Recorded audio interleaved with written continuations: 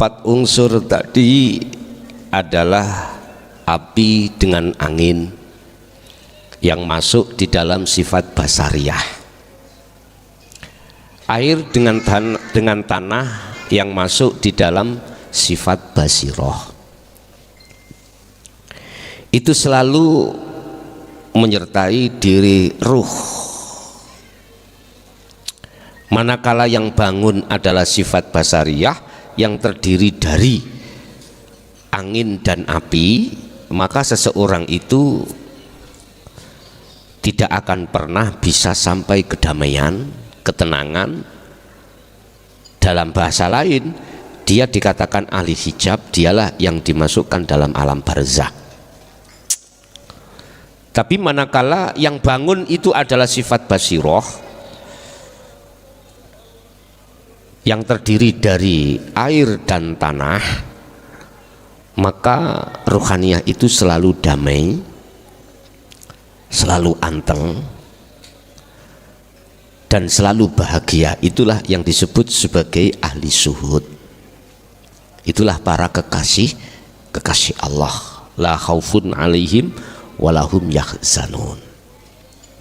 Lah, ruhaniyah itu punya kehendak.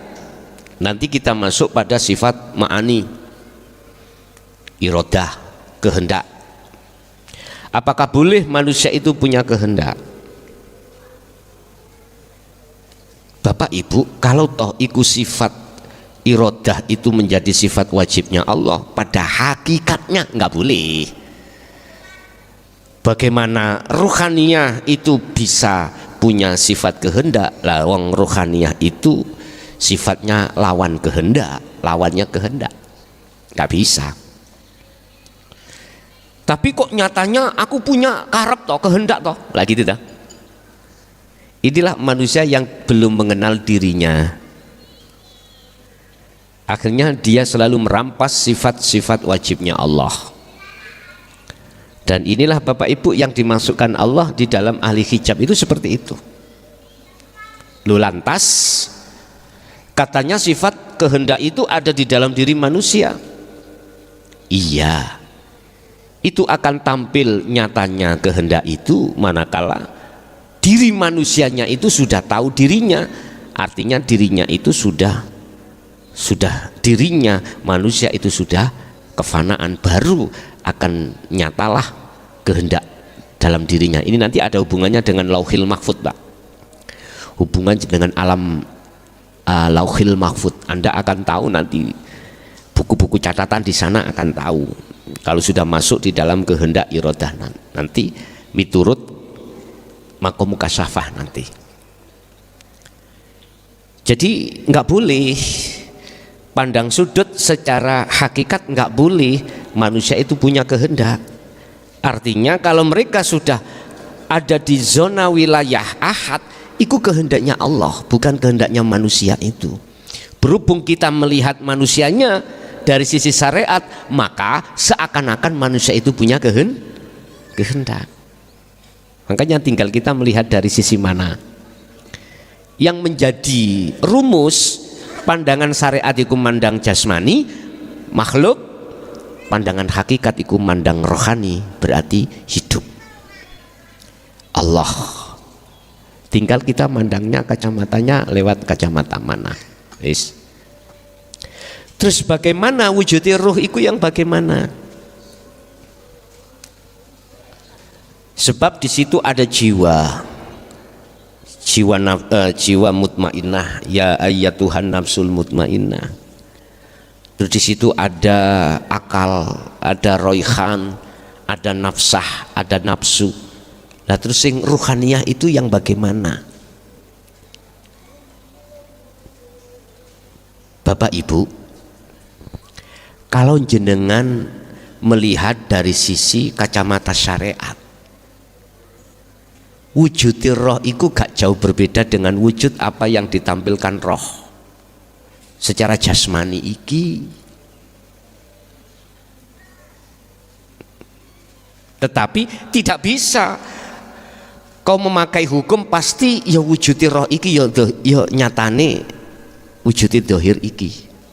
Tidak boleh. inilah yang ada seseorang yang mempunyai satu amaliyah untuk menemui rohnya sendiri, jiwa pada dirinya sendiri. Akhirnya mengatakan kalau sudah ketemu dirimu berarti kau sudah sampai makrifat. Bukan bos, bukan. Kadang kan kita itu waktu suluk, kita itu ketemu diri kita lah gitu dah. Ada yang seperti itu. Yo persis wajahnya iki. Terus Anda mengambil kesimpulan, inilah man arafa nafsahu, sapa wonge sing ruh awake. Dimaknani seperti ini, bukan. Salah.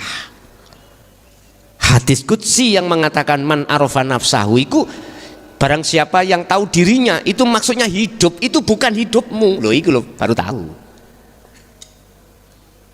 Itu yang dimasakan tahu, bukan ketemu waktu kholwat ruhaniyah itu mau keluar dari dirimu menemui diri. Bukan Pak, bukan itu.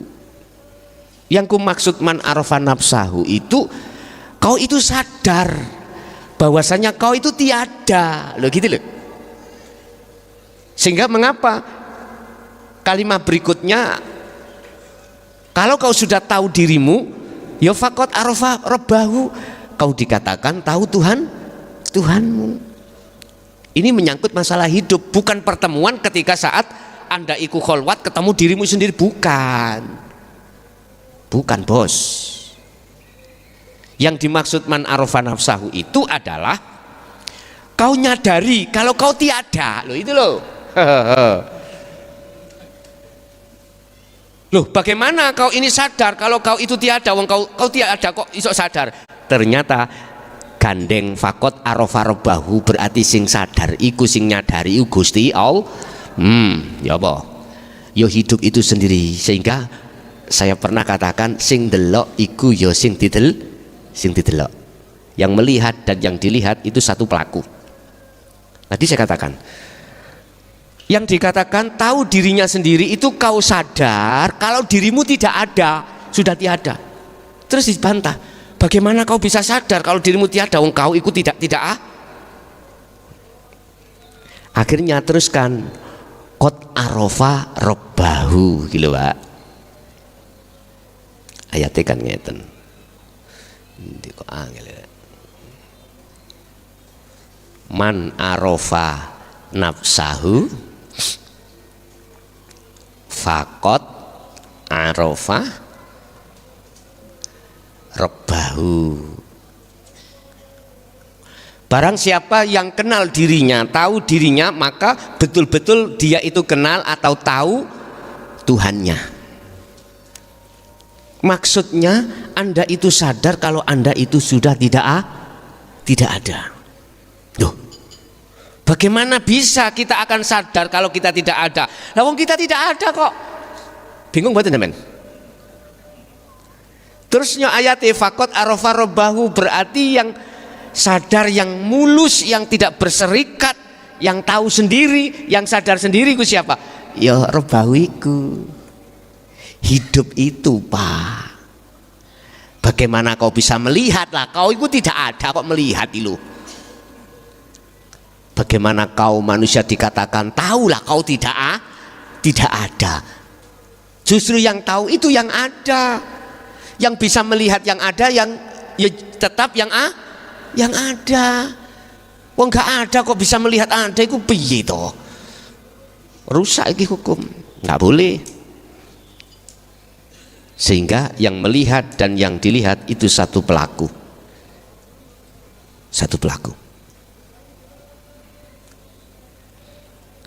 Terus rupane roh iku ya apa? Ilangono roh dhisik. Karena aran roh itu aran roh itu makhluk, baru nanti akan tahu jenengan. Bukan perkarane aku tahu diriku, roh iki rohku iku mau ketika sampean suluk diperjalankan Allah ketemu dirimu sendiri. Set. Mbuh nafsiyah, mbuh lawamah, mbuh amarah, mbuh mutmainah. Bukan bos, bukan itu yang dimaksud man arafa nafsah. Yang dikatakan man arafa nafsah kembali kepada yang awal tadi. Hanya hidup itu sendiri yang melihat dirinya Itulah qiyamuhu binafsihi di dalam wahdaniyah. Yes. Yang terakhir tentang ajaran al-khalat atau Sidi Jenar yang mengatakan wahdatul wujud. Wahdatul wujud apa? Kesatuan dari semua perwujudan. Inilah Pak masuk dalam keterangan sifat wahdaniyah, makna sawiji. Mereka yang nggak paham di situ pasti akan menimbulkan fitnah. Sebab dikatakan wujudnya Allah itu ya alam semesta ini. Karena tidak ada yang sama di antara mereka begitu banyak. Itu di wahdaniyah no. Dijadikan satu, dikumpulkan jadi satu, makna sawiji, sehingga dikatakan wahdatul wujud itu ada di situ. Mereka yang nggak paham menerka, oh berarti makhluk iki Allah yang ngono. Itu berarti nggak paham bagaimana wujud Allah tertampil pada makhluk. Wong makhluk itu sudah tidak ada di dalam dirimu. Ya nggak mungkin lah Pak. Makanya nek gak paham ilmune al-khalat, ilmune Siti Jenar nango jaya baru tak dunungno ben kuwi ora dadi fitnah. Ya kata fitnah. Jadi makna sawiji yang tidak ada, yang menyerupai inilah yang dijadikan sebagai dalil oleh beliau-beliau bahwasanya Allah itu tidak ada yang menyerupai. Akhirnya ditampilno sifat basariyah donya saisine iki. Ono banyak papat walaupun dawa-dawa padha dawane. Apa jeneng iki? Gulune ya ono sing gak padha. Hitungan wulune ono pira? Kobra sampean. Enggak ada yang sama sebetulnya itu. Yang menjadikan runyam itu beliau kan mengeluarkan fatwa ini. Fatwa ini wahdatul wujud itu ini. Akhirnya gak bisa diterima oleh umat Islam khususnya. Ketunggalan wujudku ambek wujudmu. Aku yo awakmu, awakmu yo aku. Mereka yang nggak paham menuduh ada dua. Ini loh. Kamu dengan saya sudah tidak ada bedanya. Muhammad dengan Allah sudah tidak ada bedanya. Lah kau masih menerka dua. Ya gak paham-paham. Akhirnya jadi fitnah. Lah maksud yang mengatakan wahdatul wujud itu tidak ada dua dulur. Nggak ada. Iki saya mengatakan dari sisi keilmuan. Nanti lebih paham lagi, Anda tesiskan, Anda buktikan dalam bentuk khalwat itu sendiri. Wis tak, jangan bingung, pasti kok Anda akan dibimbing Allah Dewi masuk di dalam wahdatul wujud. Sehingga Anda melihat apapun Allah, Allah, Allah, Allah. Ngerti enggak? Karena selain Allah sudah tidak ada dalam dirimu. Gitu loh ya. Oke. Lanjut. Ada yang kencerit enggak pertanyaan ini tadi? Oke.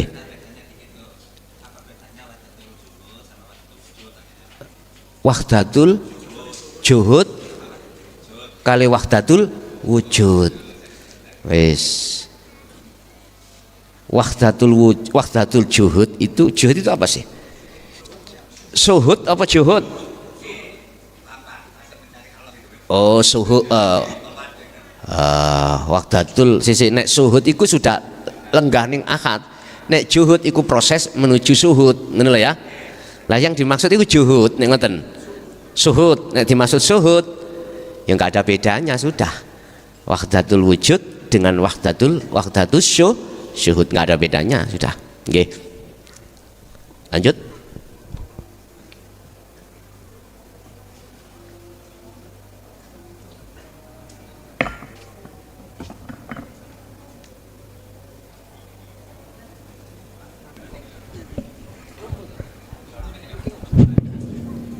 Assalamualaikum warahmatullahi wabarakatuh. Nuwun sewu Gus, tanglet masalah roh. Masalah roh. Ruh. Nggih. Miturut keterangan dari hakikat adanya ruh itu kan bareng, bersamaan. Tidak ada laki-laki, tidak ada perempuan. Disinkronkan dengan keterangan di syariat innalillahi wa inna ilaihi rajiun. Asal dari Tuhan kembali kepadanya. Jadi yang kembali itu rohnya. Nah, terus di situ di syariat itu yang paling banyak penduduk neraka itu dari unsur perempuan. Itu di syariat. Nah, tadi di unsur apa hakikat munculnya roh itu adanya roh itu bareng, tidak ada laki-laki, tidak ada perempuan. Iku Gus itu ngeluh aku Gus. Mohon itu diterangkan. Assalamualaikum warahmatullahi wabarakatuh. Ketika saat ruhaniyah itu dijabel atau ditarik oleh malaikat Israel, maka sesungguhnya nanti menghadapi pitakon malaikat mungkar nakir itu dikembalikan lagi. Laksana kita tidur disadarkan kembali. Lah, anggap saja di sini golongan yang tidak bisa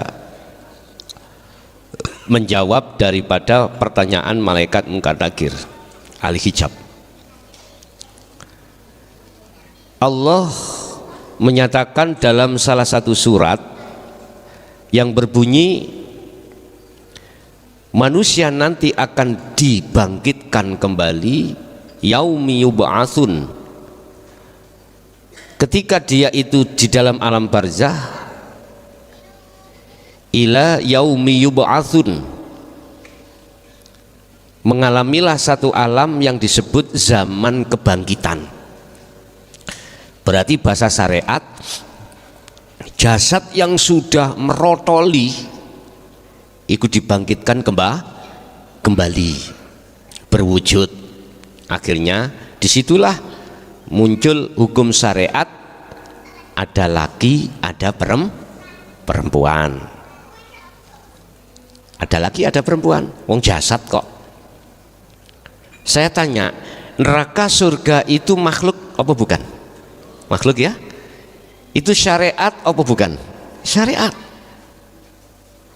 Kan kulit toh Pak Bu, kulit.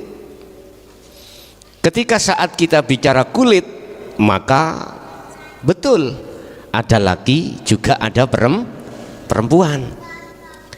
Maka ruhaniyah itu yang laki dikembalikan yang jasadnya laki seperti dulu, yang perempuan yang dikembalikan perempuan, dan tidak memakai pakaian apapun.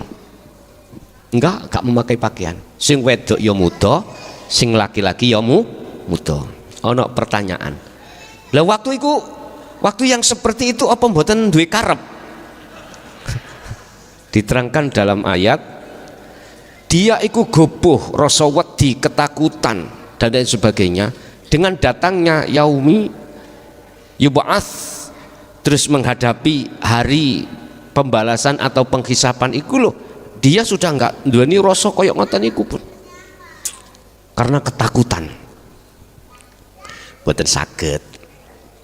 Iki ngomong syariat lho Pak ya, ngomong syariat. Lah terus kalau toh neraka atau surga itu makhluk, ya gak ono bedane dengan hukum syariat niki makhluk. Siapa yang berlaku di dalam hukum ini? Siapa yang dihadapkan di meja hakim? Ya mereka yang bersalah. Apa mungkin pengadilan pundi niku? PN niku pengadilan negeri itu memanggil Anda, lang Anda itu gak salah? Apa mungkin? Gak mungkin.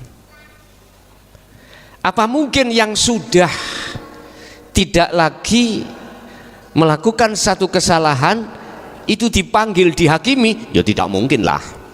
Tapi bahasa syariat mengatakan semuanya itu dipanggil dihakimi. Ada yang timbangannya berat, yang baik, yang tidak baik tidak ada. Ada yang kebalikan, berat kebaikannya kalau belas, sing berat itu kejelekan. Nah gitu toh. Itu bahasa syariat seperti itu. Hakikatnya apa mungkin kau nggak salah dihadapkan ke meja hijau? Ya nggak mungkin lah Pak. Oh gendeng ah, oh nggak salah kok di pasal. Ya nggak mungkin lah. Itulah jawaban bagi ahli syuhud ketika saat di dunia itu sudah mati, artinya sudah mematikan keakuannya, dia sudah ada di posisi ahad. Ya nggak mungkin dia itu ngeliwati hukum-hukum yang diliwati ahli hijab tadi loh Pak. Nggak mungkin. Tapi diisyarahno di dalam hukum syariat bagi mereka pertama sudah bisa menjawab pertanyaannya malaikat Munkar Nakir, kemudian dia dibangkitkan masuk di dalam salah satu 8 golongan yang mendapatkan payungnya Allah ketika hari kiamat, dan dia akan masuk dalam golongan ketika melewati Siratal Mustaqim, dia itu selamat sampai tujuan. Isyarahnya ngono. Padahal mohon maaf bagi ahli syuhud khususnya kan sudah tidak berlaku lagi hukum syariahnya lah gitu toh. Artinya syariat itu sudah jadi hakikat. Sudah tidak bicara hukum syariat, hakikatnya tidak. Justru syariatnya itu sudah dijadikan hakikat. Sehingga Bapak Ibu, disitulah letak yang dimaksud golongan sayaqulunal ladzina qalu udkhuluha bisalamin aminin. Hanya golongan kekasih Allah lah yang bighairi hisab. Wis gak dihitung. Karena tidak ada kesalahan, wis gak ditimbang-timbang, apa nih sing ditimbang. Dikatakan hakim yang paling adil adalah Allah. Bagaimana Anda itu dihadapkan ke hakim? Lah wong Anda itu enggak salah. Lucu lah an. Sing dihadapno hakim itu karena ada tuntutan jaksa. Lah jaksa menuntut karena P21 dari kepolisian. Kepolisian memanggil Anda karena nyalahi hukum, melanggar undang-undang. Lah kuwi gak ngelanggar undang-undang. Apa mungkin polisi nyeluk?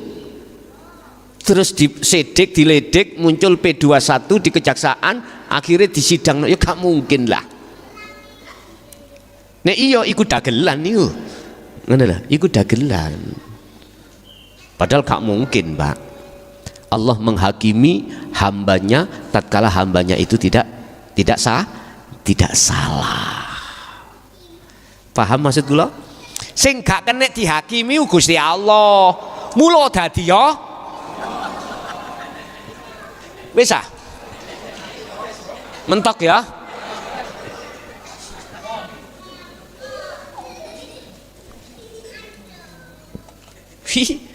Kau wis seru iki, sumpah kau wis seru ngajine iki.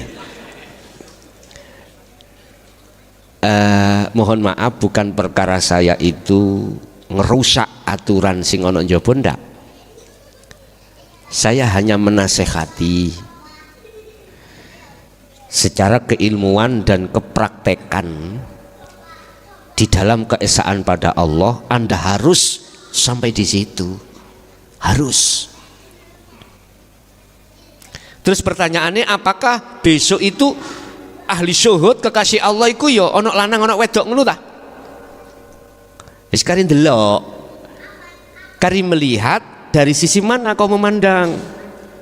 Makanya mengapa al jannah itu identik dengan rahmat iku gimana?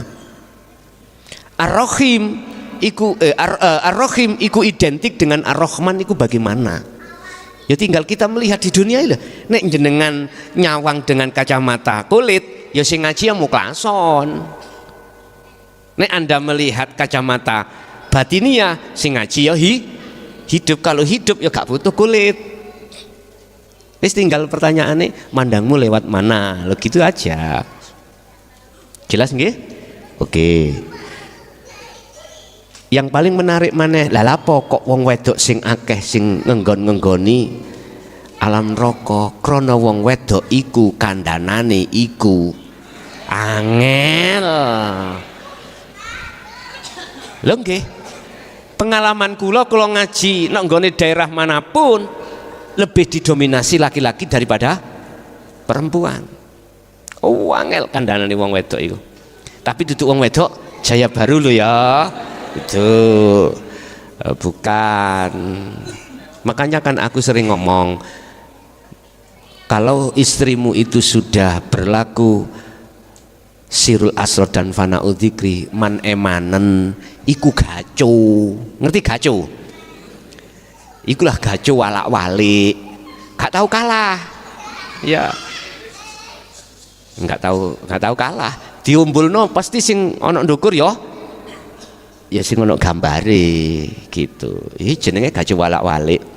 Mangkane kok gak kanca liya sing kon ngumbulno gak oleh diumbulno dhewe. Lho, tibake ngono. Nek kancane sing ngumbulno konangan tak ngono nah. Nek walak-walik. Nggih. Lanjut.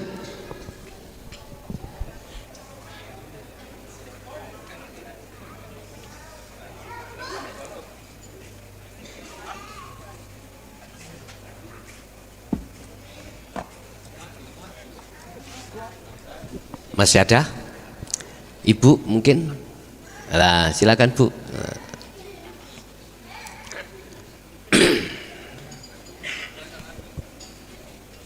Assalamualaikum warahmatullahi wabarakatuh. Waalaikumsalam warahmatullahi wabarakatuh. Yang saya tanyakan bagaimana untuk menjadi istri yang mar'atus solihah. Dalam hadis ada khairun nisaikumul wadudu Wadudul luwaladul musiyatu itattaqinallah, yang artinya sebaik-baik wanita di antara kalian adalah yang penyayang, memberikan keturunan, yang taat dan yang suka membantu suaminya di jalan takwa kepada Allah.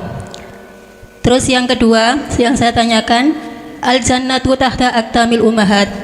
Mohon dijelaskan kedua-duanya secara hakikatus. Sampun ngoten mawon. Assalamualaikum warahmatullahi wabarakatuh. Waalaikumsalam warahmatullahi wabarakatuh. Bagaimana ciri-ciri mar'atun solihatun? Di dalam hadis itu dijelaskan, di samping dia mau membantu apa yang menjadi kerepotan suami, dan juga dia mendukung atas ketakwaan pada Allah. Apakah mereka itu yang disebut sebagai mar'atun solihah? Bon, kalau boleh saya katakan, kalau secara syariat itu berat Bu, kita mengatakan berat. Artinya kalau ruhaniyah kita belum bisa memandang beriman hanya pada Allah, berat sekali Bu. Itu berat.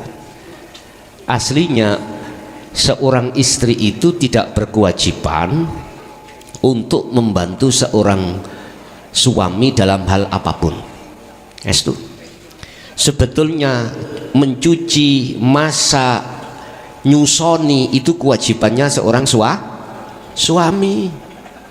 Istriku koyok emas iku lho Pak ya, dilebokno kotak, diman-man nggak boleh, dipukul nggak boleh, dihina pun tidak boleh. Kalau kita menghitohkan, mengembalikan hukum sebenarnya itu seorang wanita dalam hal istri nggak wajib untuk membantu kesibukan seorang suami, nggak boleh. Aslinya ngoten. Sampeyan tinggalin ning Arab kono. Yang ada di pasar, yang dodolan, yang beli itu semua laki-laki. Wanita nggak boleh keluar dari rumah, nggak boleh. Itu tadi wanita iku gur melayani ya. Opo sing dibutuhno seorang suami. Udah. Berhubung orang laki-laki nggak keluar asi ya, maka istri membantu untuk menyusui. Boleh si istriku mengatakan, Pak, banyu susuku sak wulan 1 juta, boleh Bu ya, nek sampean mentoh masih Pak yang ngono ya, kuwi nek engke dhuwit ya jak icrat-icrit lah ngono. Asi itu boleh Bu, jenengan itu minta bayaran pada suami, Pak, banyu susuku sak wulan itu 3 juta. Itu sebab yang berkewajiban itu adalah seorang suami. Tapi gak mungkin lah itu terjadi lah gitu toh, gak mungkin. untuk mengimbangi jenengan punya penghasilan piro. Blekno wis, blekno. Tahu blekno? Berikan semuanya, Bu. Ini Bu hasilnya saya kerja tadi 1 minggu. Udah, biasa nih lo, biasa nih. Uang kalau sudah dipegang istri, ya uangnya istri. Jalukannya wangel loh. Biasa nih, dengan alasan kebutuhan rumah tangga, ya, kebutuhan di dapur, kebutuhan macam-macam. Biasa nih. Nek angel ngunu tak wurui Pak, ya. Tak wurui. Sampean kudu duwe kayak sak dobel. Sampean kudu nyisano pira kuno kok gawe tuku rokok, nek pancen gak oleh dijaluk maneh lho ya gawe tuku rokok lah ngono lho. Tapi yo nek iso yo aja ngono, ibuke yo aja mleki. Wong pake wis loman ngono kok. Udah. Ketika sang istri itu mau menyusui dan tidak menghargakan asinya, ikut termasuk salah satu mar'atun sholihah. Terus masak, mencuci itu sebetulnya kewajiban seorang suami. Manakala si istri itu membantu, itu pun juga salah satu tanda mar'atun sholihatun. Terus tadi masalah takwa, ya gitu. Yang dimaksud takwa itu bagaimana Pak? Takwa yang mana? Apakah takwa secara fisik apa rohani? Kalau secara fisik ya ning syariat kuwi, di syariat itu. Kalau takwa secara rohani berarti hukum di hakikat, meninggalkan larangan dan menjalankan perintah. Sekarang takwa di jasmani, sudah itu di syariat sudah maklum. Sekarang di rohani, apa yang dilarang? Berkasih mesra ruhaniyah dengan selain Allah. Apa yang diperintah? Ruhaniyah harus bercinta hanya pada Allah. Itu maksudnya mendukung dalam ketakwaan. Berarti mar'atun sholihatun kalau sudah duduk di sini dan melihat Allahnya saja, maka ketika saat suami mengatakan, Bu, ono arek seneng aku Bu, sakno nggawa yatim, aku jane eman yatime sakno. Otomatis sampean njukuk yatime katut sak rondo. Otomatis lho gak kadek gak. Zaman sekarang lho ya. Akhirnya bagaimana mar'atun sholihatun itu? Kalau sudah memang betul-betul duduk di situ, jawabannya pasti gini. Karena di dalam Al-Qur'an mengapa Allah memprioritaskan terhadap ar-rijal itu qawwamuna 'alan nisa. Fankihu ma tobalakum minan nisa mathna wa thulatha. Loro dulu, gak siji. Loro langsung terus telu, baru wakof, berhenti. Tidak situ tapi loro terus telu. Lah ngoten to? Minan nisa mathna wa thulatha waruba, papat baru leren. Berarti nek golek bojo aja luwih teko papat. Lah ngono. Iki wong lanang. Tetapi di situ ada garis bawah. Fa in khiftum alla ta'dilu fawahidah. Jikalau kau tidak bisa berbuat adil, maka hanyalah satu aja. Adil itu bagaimana toh Pak? Apa tah sing kono 50 kene ya 50 juta, kono 50 juta? Bukan. Kalau kita bicara adil secara syariat, melihat kebutuhan. Lah sing mbok uwek iku anake papat, mbok nom anake loro. Apa ya padha kebutuhane? Halo? Enggak sama. Nah, kita bicara adil itu sangat luas Pak. Sangat luas. Belum lagi kita mengatakan adil secara hakikat. Apa adil secara hakikat? Enak gak enak ya padha ae. Wis ah. Tutuk kuno apa durung, nek durung tutuk kuno aja pola. Wis jelas ini maksud kula. Jadi ada yang mengatakan wong mar'atun sholihah iku nganut ya gak nang kuno tok kok liwat dalan kene kenek kok. Iku alasan wong wedok biasa ngono sing gak gelem dimadu biasa ngoten. Tapi kita tidak bicara di situ, Pak. Kepatuhan ruhaniyah jenengan terhadap Allah sampai di mana? Yang dilewatkan Allah itu dalam diri seorang suami. Kepatuhan ruhaniyah kita pada Allah yang Allah melahirkan dirinya terhadap hidup dalam seorang suami. Wong lanang iku bu tak kandhani sampean, iki rahasia sebetulnya. Semua orang laki-laki itu pasti pingin gimana? Karena Qur'annya gitu. Iya, apalagi di Madura sana wangi, wah kiai nek bojone siji rokan, berarti kiai ini kiai ku paling enggak 3-4, nggih di Madura gitu ya, kiai gitu. Karena suka para wanita-wanita itu taat pada kiai, nanti dapat anak bin nasab dari seorang kiai. Biasanya gitu. Saya tidak bicara di ranah situ Bapak Ibu ya, ranah rohaniah. Kalau kita bicara mar'atun sholihatun, itu tingkat ketaatan rohaniah kita pada Allah yang dijatuhkan pada suami itu bagaimana. Kadang-kadang kita itu mohon maaf di dalam rumah tangga nggak mungkin toh menghadapi kondisi enak terus, nggak mungkin. Suatu saat kita dihadapkan kondisi yang tidak enak. Bagaimana kita mensikapi saat itu? Ketika saat enak, aku yakin ketika ruhaniah jenengan iki sudah eksis di dalam sirul asrar dan fana'ul dzikri, aku yakin sibuk jenengan itu melihat Allahnya. Kalau sudah melihat Allahnya, aku yakin jenengan tidak ada rasa di dalam hati jenengan itu yang gelisah, yang khawatir, ndak. Ayo terus no, nek remek wis suwe-suwe, lah ngoten nggih, jarno ae ngono lho. Pun. Untuk yang kedua, al jannatu tahta aqdamil ummahat. Surga itu di bawah telapak kaki. Itu isyarah Bu, isyarah. Maksudnya pepet terus. Apa pepet terus nih? Tekanlah terus hukum di dalam syariah dengan hukum hakikat. Maksudnya apa? Tekanlah hukum yang di dalam syariat yang kita jalani itu ditekan dengan hukum hakikat. Ketika berlakunya hukum syariat, ruhaniyahmu itu jangan merasa dirimu yang melakukan. Artinya ruhaniyahmu itu harus menetapkan semuanya yang melakukan adalah Allah. Inilah yang kumaksud dalam satu makolahnya Syekh Ibnu Athaillah, amaliyah apapun dasarono ruhaniyahmu itu ma'rifat pada Allah. Digambarkan ketaatane anak terhadap orang tua. Yang paling bawah itu apa toh? Telampaan toh? Nah itu berarti jadikanlah biru walidenmu menjadi birul iku apa? Birul iku kebagusi.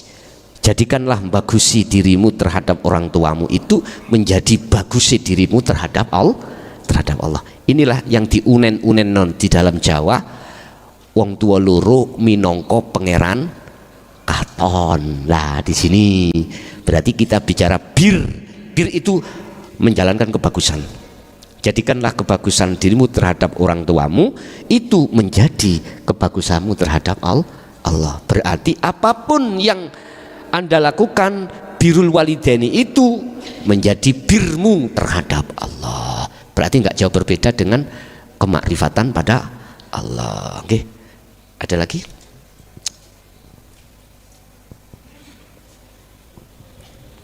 Yang di majelis silakan. Assalamualaikum warahmatullahi wabarakatuh. Gus, mohon bertanya tentang baiat.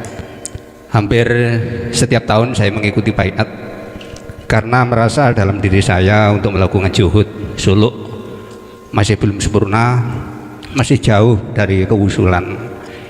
Ini bagaimana seperti kapok Lombok nantinya itu setelah melakukan maksiat kita taubat, melakukan dosa kita taubat. Apakah seperti itu atau bisa dikatakan makruh, Gus? Mengatakan yang bisa saya tanyakan, mohon penjelasannya. Assalamualaikum warahmatullahi wabarakatuh. Waalaikumsalam warahmatullahi wabarakatuh. Ketika ruhaniyah itu dimasukkan Allah di dalam musyahadatul fana dan kamil, maka ruhaniyah pasti dikatakan melanggar aturan. Berhubung ruhaniyah itu melanggarnya itu tidak diharapkan dirinya melanggar alias tidak disengaja, maka hukumnya seperti orang puasa ketika siang lalai dia makan. Itu hukum yang ada di dua kelas itu pasti terjadi seperti itu. Seperti itu. Tetapi hal ini tidak akan terjadi manakala Allah sudah memindahkan di dalam musyahadatul baqa. Nah, jadi kesalahan itu tidak datangnya sengaja dari diri jenengan, tapi memang sudah disetting Allah seperti itu semata-mata liyabluwakum ayyukum ahsanu amala, supaya Anda akan semakin kuat ruhaniyahmu itu dalam hal kemakrifatan pada Allah. Nah, terus tentang masalah baiat, baiat itu mempunyai pengertian di dalam hakikat adalah menyambungkan talinya ruh terhadap Allah. Lah, kalau sudah disambungkan, apakah boleh dibaiat lagi, ikut lagi? Kalau toh itu menurut Anda pengukuhan, nggak ada masalah begitu. Oke, ada lagi? Monggo.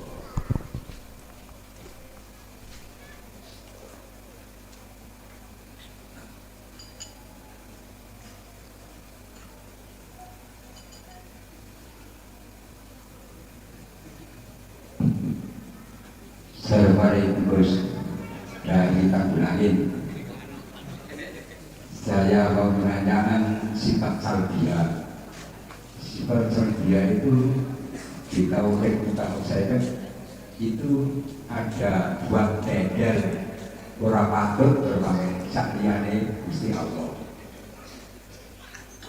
Nah, terus kedua, kenapa semua orang itu menyalahkan Raden Jalil? Artinya aslinya jenenge Siti Jenar itu Raden Jalil, kelahiran dari Iran, gurunya Syekh Subakir.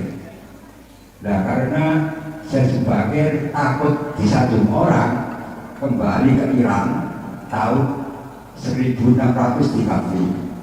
Nah, dulu Raden Jalil itu ke Indonesia meluruskan tauhid takut seket ini Gus. Kok semua orang tidak mau menelusuri nasabnya Syekh Abdul Jalil itu. Dan di sini disebut Siti Jenar itu. Kok semua orang itu menyalahkan, padahal tauhid 20 wajib menurut Mohari 20, menangis 1 dijadikan 10 menjadi 50. Di situ namanya mutakot seket. Itu aja Gus, saya katakan. Assalamualaikum warahmatullahi wabarakatuh. Waalaikumsalam warahmatullahi wabarakatuh. Beliau ketika mendakwahkan mutakot seket itu, sebelumnya itu ada satu sidang di mana sidangnya itu tidak akan pernah diketahui oleh siapapun kecuali yang di dalamnya itu sudah wahdaniyah. Ketika saat itu digelar di tengah masyarakat, yang maksud tujuannya itu tidak keluar dari satu ayat yakfur bitaghut wa yu'min billah dan ayat anibudullaha wajtanibut taghut. Beliau itu membuat hal yang seperti itu sangat berhati-hati, sangat berhati-hati. Karena apa?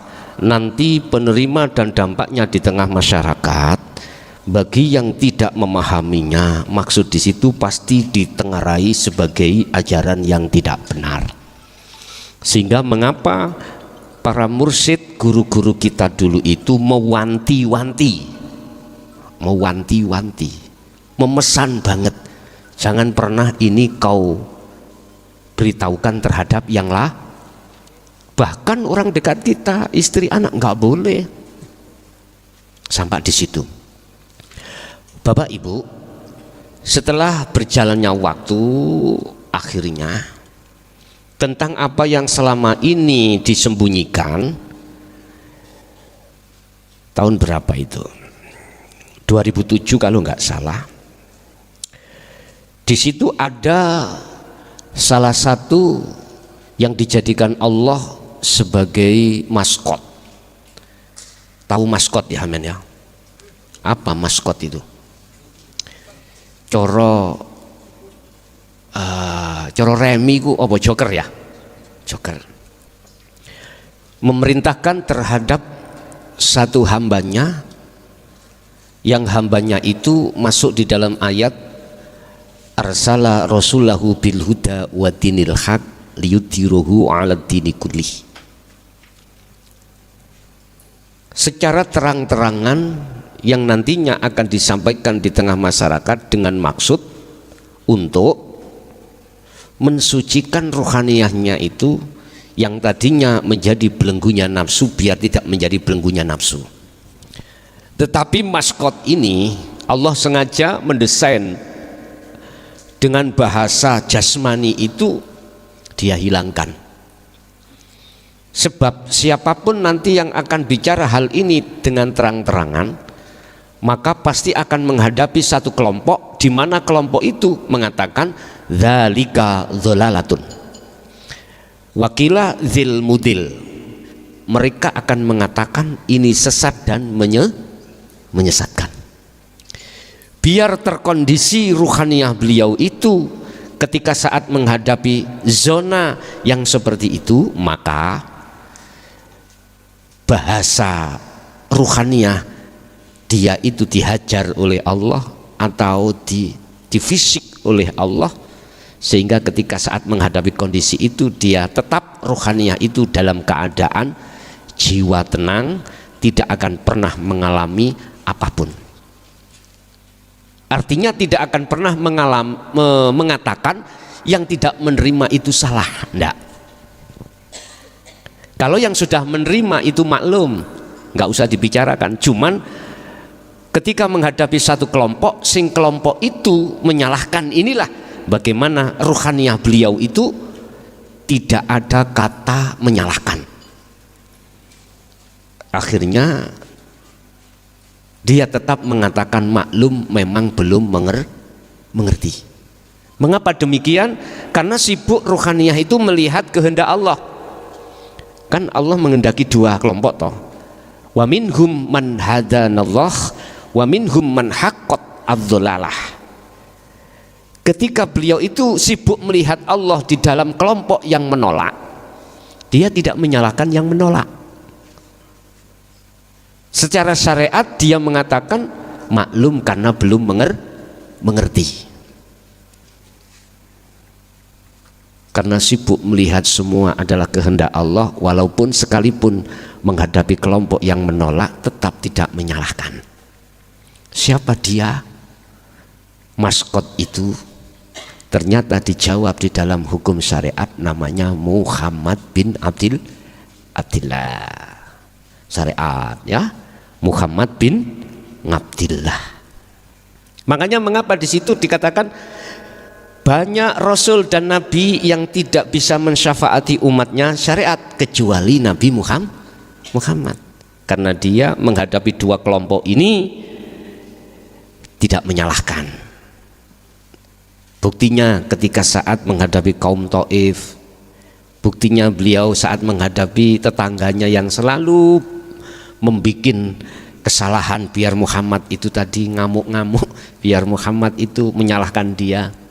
Berhubung beliau itu sudah dikondisikan Allah di dalam rohaniyahnya itu hanya memandang Allah yang berkehendak, memandang Allah yang beraf'al, maka dia tidak menyalahkan secara fisik manusianya. Setiap kali mau sholat subuh, Rasulullah itu diidoni, diludahi oleh tetangganya. Sampai suatu saat beliau tertinggal sholatnya itu karena menunggu si tetangganya lama tidak meludahi. Ditunggu, ternyata beliau itu sakit. Akhirnya ditanya oleh sahabat, ya Rasulullah, napa jenengan iku kok telat? Intinya saya menunggu tetanggaku tadi, nunggu air liurnya yang habis tidur itu loh, gitu. Akhirnya ketahui ya Rasulullah beliau sakit, oh gak layak. Akhirnya setelah beliau ikut jamaah pulang seperti biasanya, beliau langsung menghampiri tetangganya itu. Dengan dakwah yang seperti itu, akhirnya beliau yang tadinya musuh Muhammad, akhirnya dia mengucapkan dua kalimat syahadah. Loh, berarti apa maksudnya? ternyata orang yang mengatakan ajaran dinul haq itu sesat, jangan kau salahkan dulu, walaupun itu orang dekat Anda, ya. Bisa jadi dia masih diproses Allah untuk tidak bisa menerima. Suatu saat nanti dia akan membuka diri ruhaniyahnya itu tentang iman yang diajarkan dinul haq ini, sebab pada waktu itu dia terima dengan akal. Bagaimana mungkin yang menjebolkan tanggul kok Allah? Ya jelas air itu. Sebab kalau tidak ada air banjir nggak mungkin jebol, nggak masuk akal. Memang secara akal awalnya seperti itu. Bapak Ibu, jadi beliau-beliau yang mencetuskan sifat wajibnya Allah, sifat mohalnya dan lain sebagainya itu, sebelumnya itu memang sudah wasawirhum billadzi hiya aksan. Musyawarah di dalamnya itu khusus yang biwahdaniyah. Lah disitulah akhirnya Allah mengutus satu utusannya, di mana nanti pada saat waktu yang sudah datang yang ditetapkan, dia akan menyampaikan di tengah-tengah umum. Istilah bahasa Jawa, kambangi watu hitam, kambangi gabus, kambangi watu, geleme gabus. Ya sudah, ketemunya ada di tahun 2014 itu. Nggih, sejarah mawon sing dikupas nila. Nggih, ada lagi? Lanjut. Assalamualaikum warahmatullahi wabarakatuh. Mau tanya Gus,